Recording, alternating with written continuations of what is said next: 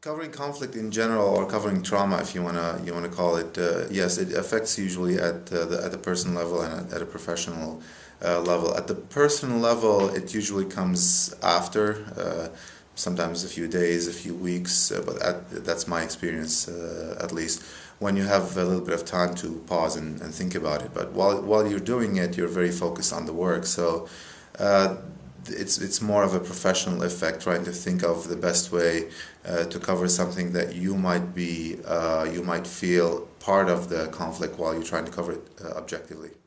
The way that conflict affects reporters differs with the reporter and how close they are to carnage, and also to whether they're physically in danger themselves.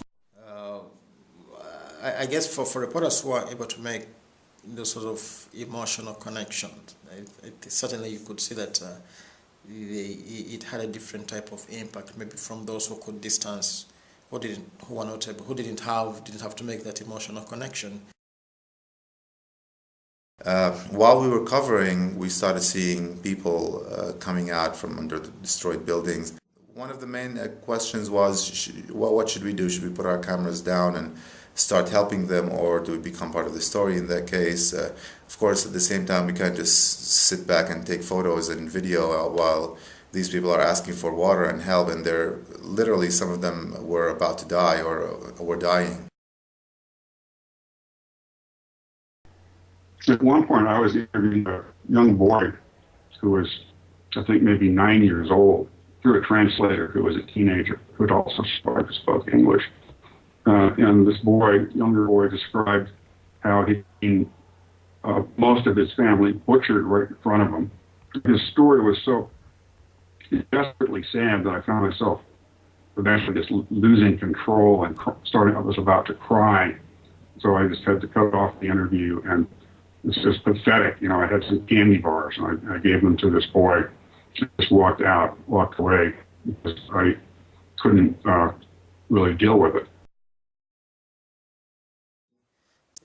Certainly moral dilemmas come in when you begin to see, the gravities, for instance, of the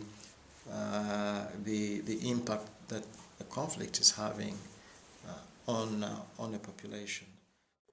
How do you cover a war objectively when basically your home is being attacked by one side, or your family is being attacked, or your country is being attacked? And the question is less about who do you side with, and more how can you present an accurate picture.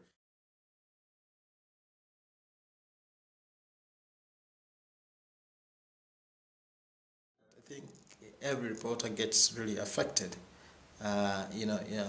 emotionally, and what I learned to do was not to allow reporters to stay too long, in an area.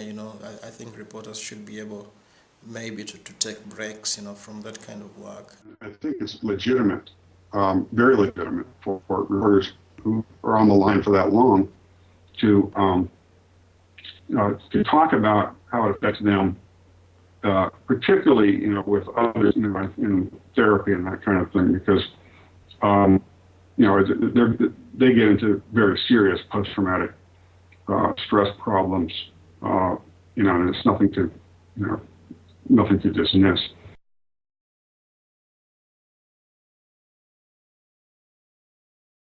I've known a number of reporters who have been in the middle of horrible stuff for a very long time and really couldn't. They were having great difficulty coping and recovering from it. And then other people, more like me, have had some, but not nearly that much. Don't expect, no matter how tough you are, to go back into society and not be emotionally, at least, affected by it.